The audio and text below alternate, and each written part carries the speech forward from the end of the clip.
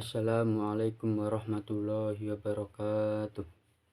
Innal hamdalillah nahmaduhu wa nasta'inuhu wa nastaghfiruh wa na'udzu billahi min syururi anfusina wa min sayyiati a'malina may yahdihillahu fala mudhillalah wa may yudhlil fala hadiyalah.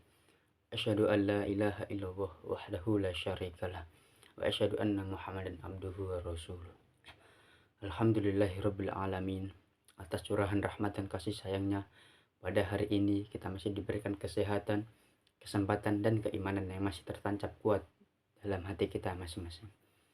Sholawat dan salam semoga tetap tercurahkan kepada junjungan kita Nabi Agung Nabi Muhammad SAW beserta keluarganya, sahabat-sahabatnya, dan para pengikutnya hingga akhir zaman nanti. Dalam 7 menit ke depan saya akan menyampaikan kajian Islam dengan judul "Dengan takwa kita gapai masa depan yang gemilang". Kajian ini bersumber dari buku kumpulan khutbah inspiratif. Saudara-saudaraku yang berbahagia, marilah kita senantiasa meningkatkan takwa kita kepada Allah Subhanahu wa Ta'ala. Tentu hakikat takwa itu adalah melakukan ketaatan kepada Allah.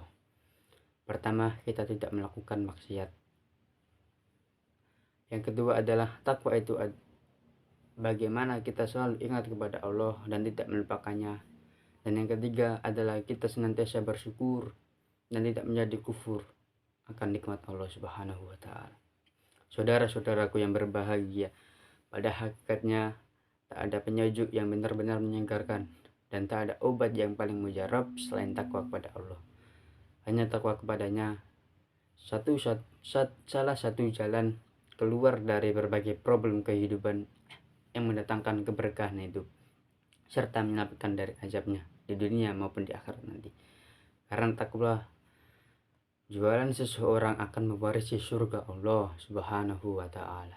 Saudara-saudaraku yang berbahagia, pengertian takwa itu sendiri mengandung makna yang bervariasi di kalangan ulama. Namun semua bermuara kepada satu pengertian, yaitu seorang hamba meminta perlindungan kepada Allah Subhanahu wa Ta'ala dari azabnya. Hal ini dapat terwujud dengan melaksanakan apa yang diperintahkannya dan menjauhi apa yang dilarangannya. Bila kata takwa disandarkan kepada Allah, maka artinya takutlah kepada kemurkaannya. Dan ini merupakan perkara yang besar yang mesti ditakuti oleh setiap hamba.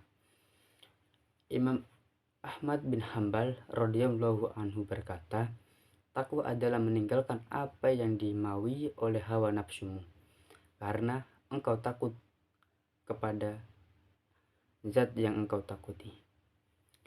Lebih lanjut ia mengatakan, takwa kepada Allah, ridho dengan ketentuannya, dan mempersiapkan diri untuk menghadapi hari kiamat nanti. Saudara-saudaraku yang berbahagia, pada hakikatnya Allah Subhanahu wa Ta'ala mewasiatkan takwa ini bukan hanya pada umat Nabi Muhammad, melainkan dia mewasiatkan kepada umat-umat terdahulu juga. Dan dari sini kita bisa melihat bahwa takwa merupakan satu-satu yang diinginkan Allah. Allah Subhanahu wa Ta'ala menghimpun seluruh nasihat dan dalil-dalil, petunjuk-petunjuk, peringatan-peringatan, pendidikan, serta ajaran dalam satu wasiat, yaitu takwa. Saudara-saudaraku yang berbahagia, pernah suatu ketika Rasulullah SAW berwasiat mengenai takwa. Dan kisah ini diriwayatkan oleh Irbad bin Sariyah bahwa Rasulullah SAW sholat subuh bersama kami. Kemudian memberi nasihat dengan nasihat yang baik yang dapat meneteskan air mata, menggetarkan hati yang mendengarkannya.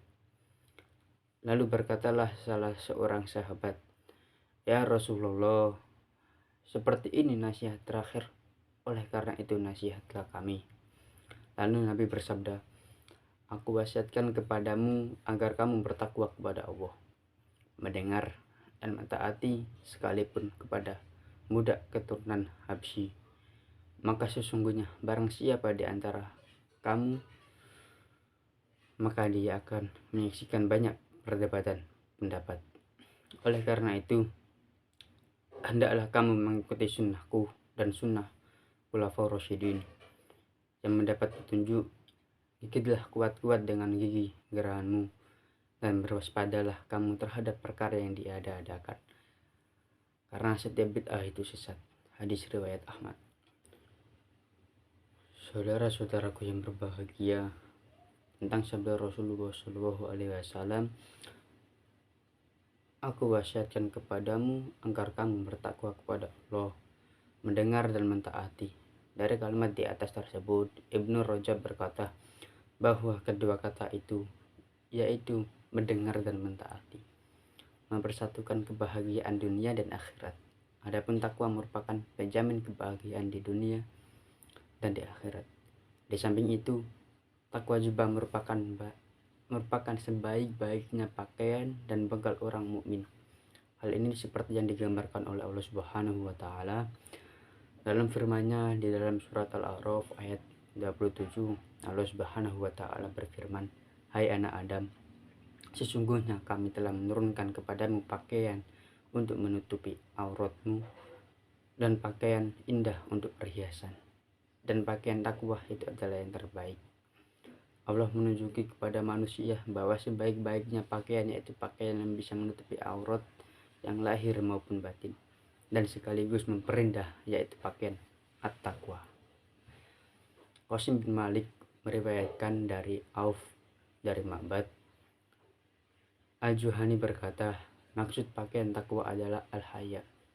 Sedangkan Ibnu Abbas berpendapat bahwa pakaian takwa adalah amal soleh, wajah yang simpatik, dan bisa juga bermakna segala sesuatu yang Allah ajarkan dan tunjukkan. Adapun takwa sebagai baik-baiknya bekal sebagaimana tertuang dalam firman Allah dalam surat Al-Baqarah ayat 197 yang berbunyi, berbekallah dan sesungguhnya sebaik-baiknya bekal adalah takwa, dan bertakwalah kepadaku, hai orang-orang yang berakal. Saudara-saudaraku yang berbahagia, kalau kita perhatikan sebetulnya banyak sekali faktor-faktor penunjang agar kita bisa merasakan ketakwaan tersebut. Di antaranya yaitu 1. Muhabbatallah. Ibnu Qayyim rahimahullah berkata, mahabbah itu ibarat pohon dalam hati. Akarnya adalah merendahkan diri di hadapan zat yang dicintai. Batangnya adalah makrifah kepadanya. Rantingnya adalah rasa takut kepada siksanya. Daunnya adalah rasa malu terhadapnya. Buah yang dihasilkan adalah taat kepadanya. Bahan penyiram adalah zikir kepadanya. Kapan saja jika amalan-amalan tersebut berkurang, maka berkuranglah pula mahabbahnya kepada Allah. Yang kedua yaitu muraqabatul, itu merasakan adanya pengawasan Allah Subhanahu wa taala.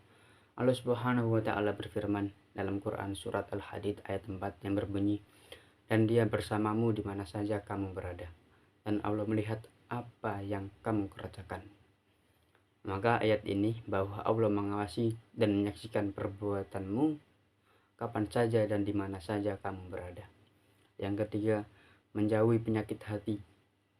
Para hadirin, di dunia ini sebenarnya tidak ada yang namanya kejahatan dan bencana besar kecuali penyebabnya adalah perbuatan-perbuatan dosa dan maksiat.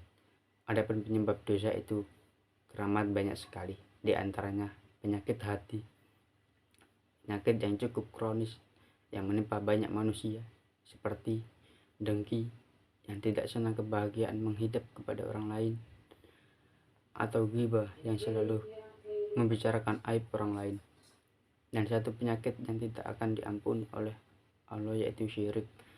Oleh karena itu, mari kita berlindung kepada Allah Subhanahu wa taala dari penyakit itu semua. Yang keempat yaitu menundukkan hawa nafsu.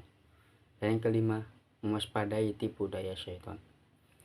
Saudara-saudaraku yang berbahagia, seperti kita ketahui bersama bahwasanya syaitan menghalangi orang-orang mukmin dengan beberapa penghalang. Yang pertama adalah kufur. Jikalau seorang selamat dari kekufuran, maka syaitan menggunakan caranya yang kedua, yaitu berubah bid'ah. Jika selamat pula, maka ia menggunakan cara yang ketiga, yaitu dengan dosa-dosa besar. Jika masih tak berhasil dengan cara ini, ia menggoda dengan perbuatan mubah, sehingga manusia menyibukkan dirinya dalam perkara ini. Jika tidak mampu juga, maka syaitan akan menyerahkan bala tentaranya untuk menimbulkan berbagai macam gangguan dan cobaan silih berganti. Maka tidak diragukan lagi bahwa mengetahui rintangan-rintangan yang dibuat syaitan dan mengetahui tempat-tempat masuknya di hati anak Adam dari bujuk rayu syaitan merupakan poin tersendiri bagi kita semua.